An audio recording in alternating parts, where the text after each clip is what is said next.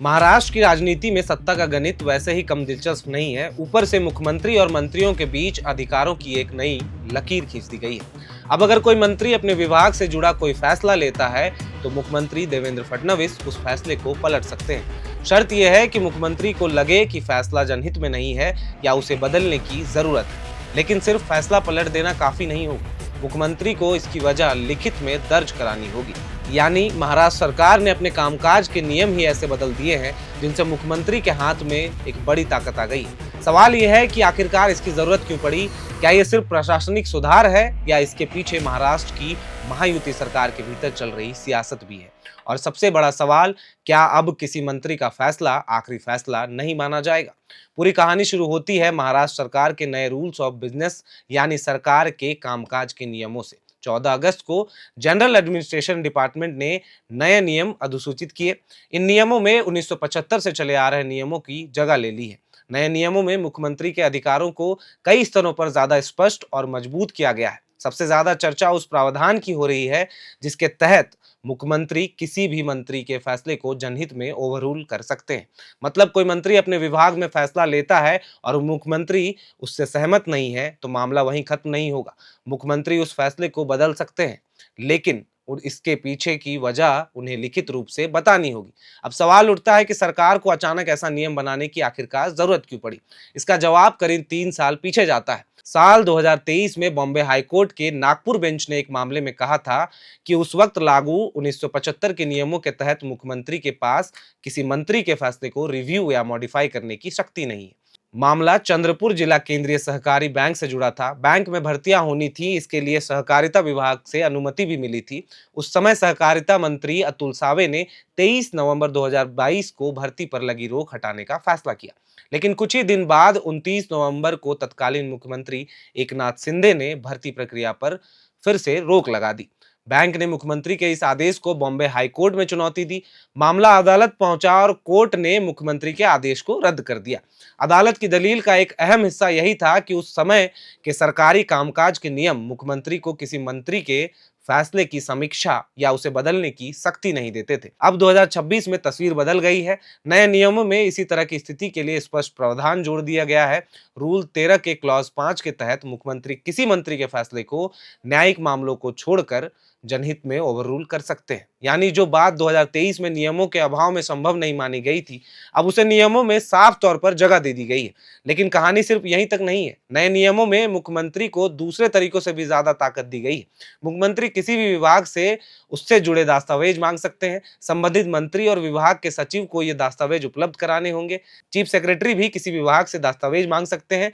इसके अलावा मुख्यमंत्री किसी मामले को सीधे कैबिनेट के सामने रखने का निर्देश दे सकते हैं। यानी अगर किसी विभाग में कोई ऐसा मामला चल रहा है जिसे मुख्यमंत्री महत्वपूर्ण मानते हैं तो उसे सिर्फ उस विभाग के मंत्री और अफसरों के भरोसे नहीं छोड़ा जाएगा। मुख्यमंत्री उसे कैबिनेट तक ले जा सकते हैं। सेकंड शेड्यूल में ऐसे मामलों की सूची है जिन्हें कैबिनेट के सामने रखना जरूरी होगा। वहीं थर्ड शेड्यूल में आने वाले मामलों को आदेश जारी होने से पहले मुख्यमंत्री के सामने पेश करना होगा। और यहाँ एक दिलचस्प प्रावधान और है, कैबिनेट के कुछ फैसले बिना बैठक बुलाए भी लिया जा सकता है। इससे सर्कुलेशन के जरिए फैसला लेना कहा जाता है। यानी प्रस्ताव मंत्रियों के पास भेजा जाएगा, उनकी राय ली जाएगी। अगर सभी मंत्री एक राय पर हैं और मुख्यमंत्री को लगता है कि बैठक की जरूरत नहीं है तो कैबिनेट बैठक के बिना भी फैसला हो सकता है। इतना ही नहीं, अगर मुख्यमंत्री किसी मामले को बेहद जरूरी मानते हैं और तय समय में किसी मंत्री की राय नहीं आती तो कुछ परिस्थितियों में उसकी चुप्पी को प्रस्ताव पर सहमति माना जा सकता है। अब आते हैं चीफ सेक्रेटरी पर। नए नियमों में मुख्य सचिव की भूमिका भी पहले से ज्यादा मजबूत दिखाई देती है।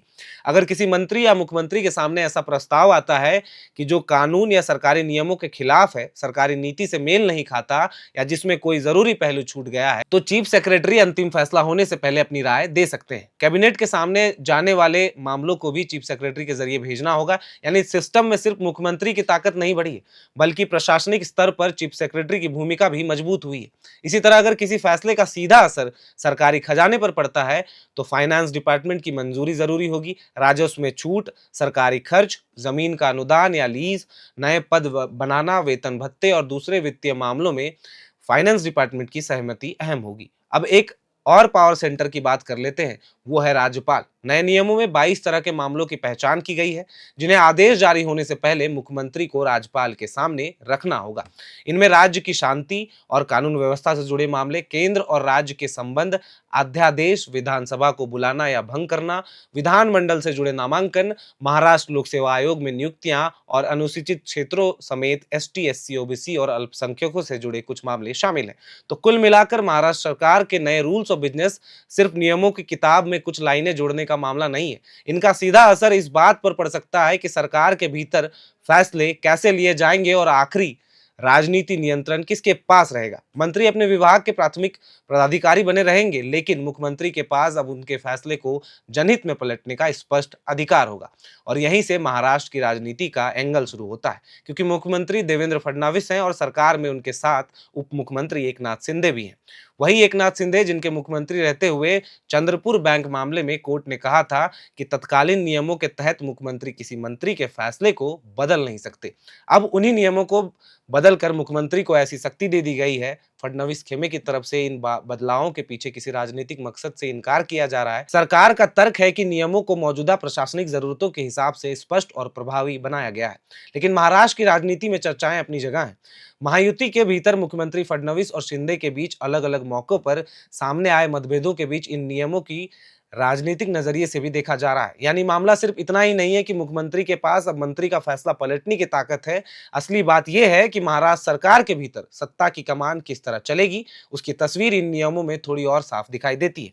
मंत्री विभाग चलाएंगे, अफसर अपनी भूमिका निभाएंगे, फाइनेंस डिपार्टमेंट पैसों पर नजर रखेगा, चीफ सेक्रेटरी कानूनी और प्रशासनिक पहलुओं पर राय देगा, राज्यपाल के सामने जाने वाले मामलों की अलग व्यवस्था होगी और इन सबके ऊपर मुख्यमंत्री के पास किसी मंत्री के फैसले को जनहित में रोकने या बदलने का स्पष्ट अधिकार होगा। अब देखना यही होगा कि ताकत सिर्फ सरकारी फाइलों तक सीमित रहती है या आने वाले दिनों में महाराष्ट्र की महायुति सरकार के भीतर सत्ता के संतुलन पर भी इसका असर दिखाई देता है। क्योंकि नियम बदलने की कहानी कागज पर भले प्रशासनिक लगे, लेकिन महाराष्ट्र की राजनीति में हर पावर का अपना पॉलिटिकल मतलब भी होता है। बहरहाल आप क्या सोचते हैं इस पूरे नए कानून को लेकर, नए लॉ को लेकर, महाराष्ट्र में जो बना है उसको लेकर, और तमाम जो अधिकार मुख्यमंत्री को दिए गए हैं मंत्रियों को फैसलों को बदलने को लेकर, आपकी क्या राय है? आप क्या सोचते हैं? क्या ये सही नियम बनाए गए हैं? तमाम राय कमेंट बॉक्स में जरूर लिखें और इसी तरह की एनालिटिकल वीडियो के लिए एयर नाउ को सब्सक्राइब करना बिल्कुल ना भूलें। When performance matters, pressure is not a problem. At Duraplast, we manufacture high-strength FRP pressure vessels designed for durability, safety, and long-term performance.